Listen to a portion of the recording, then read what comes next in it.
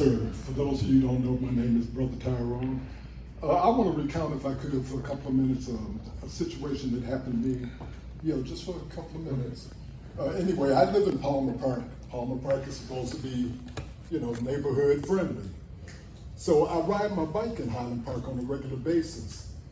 If you're riding down Narrow Plaisance, to the right there's a basketball court. Guys have a tendency to park right there and if you're on a bike, it forces you to have to go out into the roadway to avoid these cars.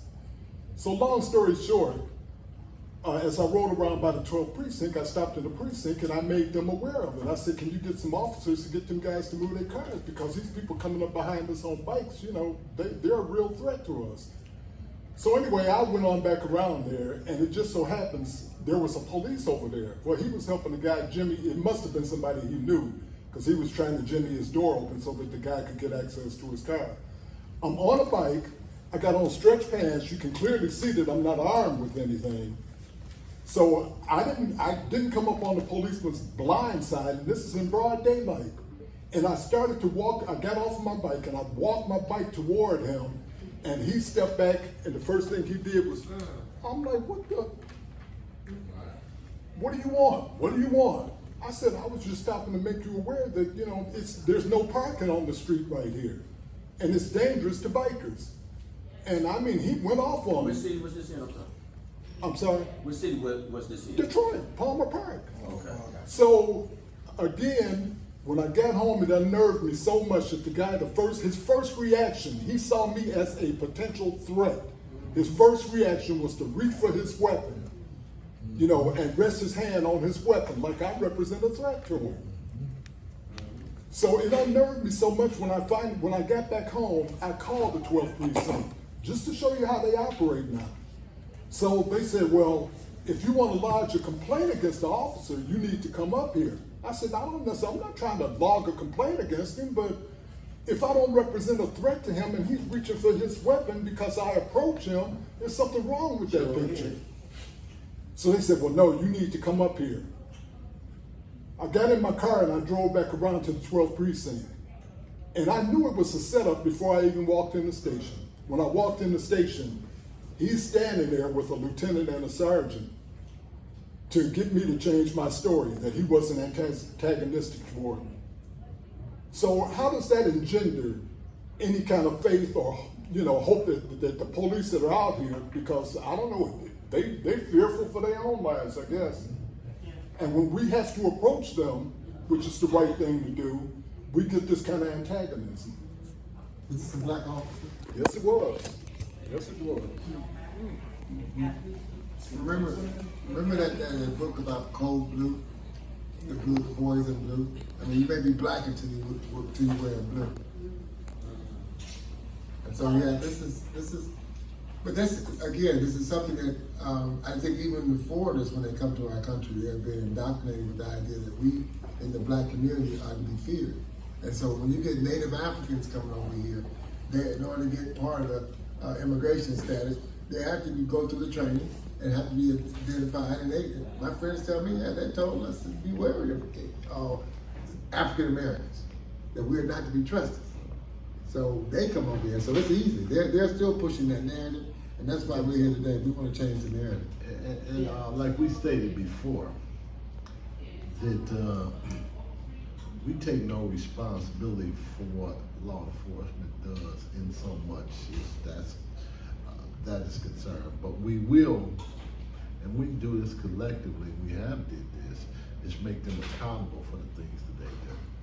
And we know it's coming a time now that those adjustments have to be made, because they're coming up more and more. And as he was speaking in regards to what he faced when he was coming up, right now, everybody can be a movie director simply by their phone. So more of these things are being exposed. So as it's being exposed, they want to hide behind the rock and the blue wall. And we know that wall is coming down with justice reform. All right, we're gonna make this the last one. We're gonna move on to the next issue. Okay, quickly, I just want to add that my son is 26 years old now. when he was in elementary school, I was watching Police State Planning, and they were warning us way back then that they were coming in with these so-called policies where there's no knock, where there's forfeitures, they can pull you over, take your jewelry, take your money, intimidate you to sign a piece of paper, and they got your house, your cars, your jewelry, and your money in your pocket. Our concern is the corruption runs so deep, and how could we be overseers? Because if the cops, the good cops, are afraid to tell, what can we do as citizens to be an overseer and tell the true stories? Did anybody see the information? Did anybody see the information about the new AG? The young black woman, the black woman who's now the Attorney General of Michigan? Oh. And then her name is Dixon or something like that. New AG? Yes, she's a black woman, and one of the things she pointed out was that she's just not gonna just police the state and prosecute those. She's going after corruption on any level and all that, and starting with the police. Again, when you get on the job, you make all these, Let's find out who this is. The new AG? Yes. Dana Nessa was No, not AG no more? Federal Reserve. Huh? Federal Reserve or something. No, I said, yeah, Attorney General. no, she's that's Dana Nessa, but this is a black woman. She's No, I know. Probably talking about, you ain't talking about the Attorney General of the United States or something. You know, we talking about the United States District Attorney of General. Yeah. We ain't got much. Yes. I said about no, she's. Who is it? This The district. U.S. Yes. Attorney. Yeah, that's it. U.S. Attorney, Yeah, yes, is yeah. that right? I What's her know- name? I know Somebody got her it's- name? What did I don't know her name, I know the old one is, went after Kwame a few years ago. Oh, yeah. Now she's on MSNBC. I don't know what the name of the She's new. teaching at UNL. Yes, she's teaching at UNL. I don't No, know we what talking the about name who's is. in charge here. It's the U.S. Attorney for the Eastern District, I think that's what it is.